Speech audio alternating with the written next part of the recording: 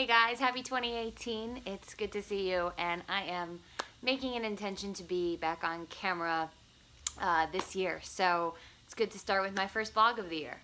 So I wanted to talk to you about why this is going to be an awesome year for many, many reasons. But one is that I hope that a lot of people work to work with and around their anger in productive ways. I see so many clients that have, that are angry about a lot of things, and God knows I get angry about a lot of things, and we all do, right? Because we live in a challenging world with all different kinds of people and all different kinds of preferences and needs and things, and so there are days when even the most zen one among us is like, I'm gonna kill this person, or why don't they care about me, or how could they possibly be this way, what's wrong with them, right?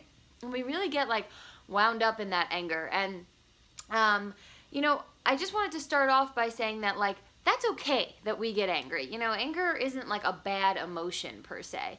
It's really just a sign to us that we have some kind of unmet need going on. So, if you're angry about something, chances are you're feeling like something's not, you're not getting something that you need to feel centered and whole. So maybe that's respect, or maybe that's understanding, or maybe that's care or love.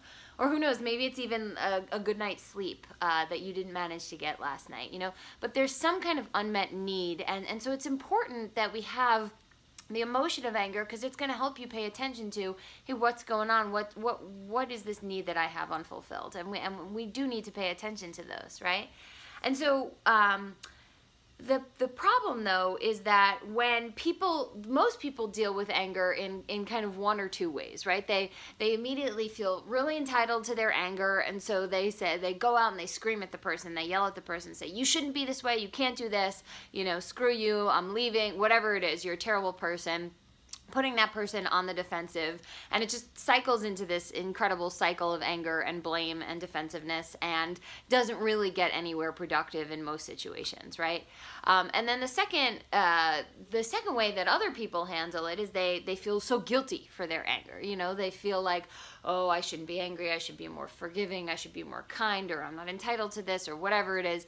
And so they stuff it up inside of them, along with all the shame and the guilt that's wrapped around that, but it never really gets resolved. And so the anger just kind of stays inside, and who knows, maybe even makes them sick, or makes them, blow up on a stranger one day for something small, whatever it is. I'm sure, we've all walked both of those paths at different times in our lives. And so, I wanted to talk to you about kind of just a more productive way to deal with your anger. And when I say productive, I mean in a way that's going to really help you grow, help you attune to your needs, and hopefully get them met along the way, and become an even calmer and happier person through these experiences of anger. And so the first thing to always do is to just notice that you're angry, right? You got to practice some mindfulness and just be able to tune into, like, hey, this is anger, this is what's going on with me right now, and not try to pretend it's not there or anything, but show up for it, to say, okay, I need to pay attention to this right now. Let me take 2 minutes to reflect on what's going on. And then once you've kind of paid attention to it, you have to ask yourself that question of, like, what is the unmet need that I have right now? Am I just exhausted and I need just a little bit of time to relax because I'm getting angry at, like, silly things? Or is this person really disrespecting me? Or do I feel incredibly unsafe in this situation, and so I need to feel safe, or I need to feel respected, or I need to feel cared for, I need to feel that my time and effort and my work is valuable to people?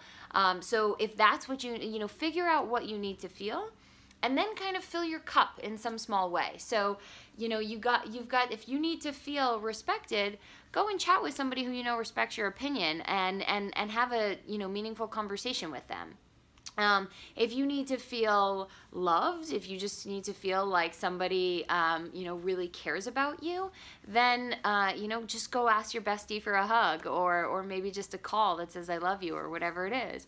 If you just need a little self-care, go get yourself your favorite chai latte, or take a power nap, or do your, meditation, or, whatever your tool is, just tap into that in a way, because ultimately, it's your responsibility to fill your cup. It's not up to this other person who you're angry at, or the situation that you're angry at. If you're going to rely on this external thing or person to fill your cup, you're never going to be happy. And so while we do have to work with that person and articulate what's going on, and our experience of their actions and their behavior, you first need to just focus on filling your own cup. Okay, so go ahead and fill your cup. After you fill your cup, you want to then, try to understand this person. And so you can understand this person by kind of asking yourself one of the following few questions. Number one, is what I'm believing about this person right now or this situation definitely true? Is there any evidence to support that it might not be true? So for example, like that guy who cut me off in the road is a total jackass and doesn't care about the safety of other people. Okay, maybe. Also, maybe, what else could possibly be true? Well, maybe he's in a rush to get to the hospital because his wife is pregnant. Maybe he just got screamed at by, his partner on the phone and is not, just like not in his head at all and driving like a maniac. Maybe one of those, there could be a whole lot. Or maybe he just grew up, and he's an 18-year-old who just got his first car and is just on some adrenaline rush, and doesn't have a lot of control. Whatever it is, try assuming goodness there. Try checking into what could be some possible other explanations. And in other situations, it might be even bigger things, right? If you have, a boss who really beats up on you, who's really kind of a jerk and not compassionate or understanding at all, check in, ask like, okay, like, what could be this guy's deal? Like maybe was he, just like, did his parents not really like show a lot of love to him? Is that why this is how he shows mentorship to other people? Did he grow up in a house where he wasn't really cared for? What could it be? Could maybe somebody's dying in his family? And also looking for that kind of other evidence, right? Of like, well, is there anything that says that my boss is not a total jerk, right? And it's like, well, he did run our cancer fundraiser last month. He did randomly go out of his way to buy coffee for all of us last week, and that seemed kind of nice. So trying to get a full picture of this situation, it's really going to help you just get to a calmer place and be like, okay, well, it could be, these bad interpretations of this person, but chances are there's a bigger picture that I'm not aware of, right? Because we're not omnipotent beings and we can't know the whole context of a particular person's actions in a particular moment. And what I can kind of guarantee you from the depths of my heart and soul is that the darker the person seems on the outside, the deeper their pain on the inside. And so, a lot of times we just look at someone, we're like, I just can't wrap my mind around how a human could be this way, how you could possibly show up that way in the world. And it's not to say that it's right or excusable, but it is to say that I can absolutely promise you that that person has a world of darkness inside of them. I'm, as a life coach, I see behind people's Twitter feeds all the time. I see behind their Instagram feeds, and I can promise you people tell very different stories on the outside than what's going on the inside. So don't make any assumptions, and instead assume goodness, assume that there's a vulnerability that they're acting from, or a need that they're trying to fill, or that they just never learned better. Right? And when you come to them to approach them from that place, you get to really come to them with assuming goodness, with kind of saying, hey, I'm not sure if you knew that you were driving dangerously, or, I'm sure you were in a rush to get somewhere really important, but, would you mind just driving a little slower because I'm worried for the safety of my kids? Or, hey, boss, like, I know you're probably trying to show you care by how hard you, push me at work, but sometimes I feel like, you just don't like me at all. So is there anything that we could do to maybe change some of the way that we communicate so I can, you know, sometimes know when I'm doing something right. You know, so you're feeling into some of their goodness, right? And that goes a really, really, really long way towards helping you grow and helping that other person grow, right? Now, the thing that I always get people say is like, yeah, okay, I can see how that'll work for this person, and I can see how it'll work for this person, but it's not going to work for this one particular, you know, terrible human that I know in my life. There's nothing good about him or her, you know. All she ever wants to do is hurt other people. She's just constantly taking people down. Every time people try to like show her love or care or do anything for her, she just like pushes it away, or, you know, whatever it is. I'm sure you know this person that you'd love to just write off as a terrible person.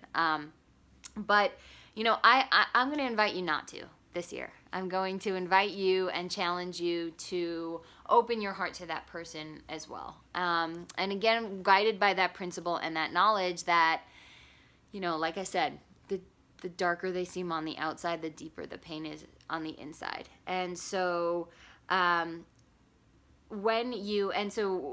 one study that I read a really long time ago, I think it was a few years ago, was about Al-Qaeda. And they did this survey of ISIS, sorry. And they did this survey of members in ISIS and why they had joined, right? And they had done the survey and they of people from the West, fighters from the West, and why they joined ISIS.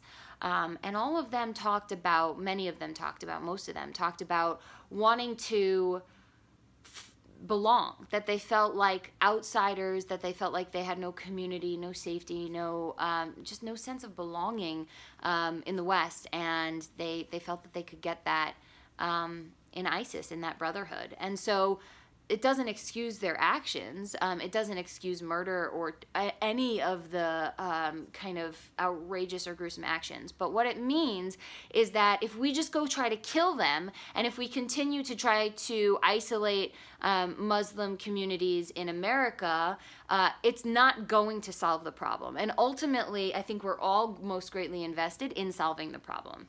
And the reason I brought up ISIS is because, you know, ISIS is an extreme example of some terrible things going on in the world. And so, you know, I'm sure you can say, hey, you know, my boss is that bad, but at least he's not in ISIS, right? Or this person's really bad, but at least they're not in ISIS. And so, you know, I think my point is that even if people take these kind of dark alleyways to get somewhere, and they're not using the right means, the end is usually coming from a good or a vulnerable place. And so if we can sense into that, that's where peace lies. And then the last kind of point that I always get from people on this is, you know, Caitlin, like, you know, why should I have to do this? Like, I'm the good person anyway. I'm the one, like, you know, like doing the right thing. Like, this is the person who's the jerk. Why do I have to do all this hard work of trying to understand the other person and sense into their emotions and all this kind of stuff? And the reason is because you're the one who really wins, ultimately. You know, here's the thing, like your anger, as you know, it's like a fire inside of you. It just like soaks up all of the energy inside of you, and it just makes you focus on all bad things, and you can't enjoy what you're doing during the day if you're angry at this other situation, right? It like affects many parts of your life just to be angry at one particular person or situation. And so for you to be the kind of person who says, you know what? Like, I am going to see past this. I'm going to look for the goodness. I'm going to try to have understanding and like look at this from a bigger perspective and sense into what this person's vulnerabilities or goodness might be. It's going to make you feel like a badass of compassion, of control, of calm and confidence, knowing that you can do that, and you're going to walk through your life so much more peacefully. And ultimately, you might not change the other person, but you're going to learn to speak your truth from a place of compassion, from a place of kindness, but also from a place of like calm courage, and that's going to feel awesome for you. In the best scenario, and in many scenarios, that person also will see the light, but if not, at least you've got a happy heart. All right, my friends, that was my entry into 2018. I hope you have a wonderful, wonderful week, and see you next one. Bye-bye.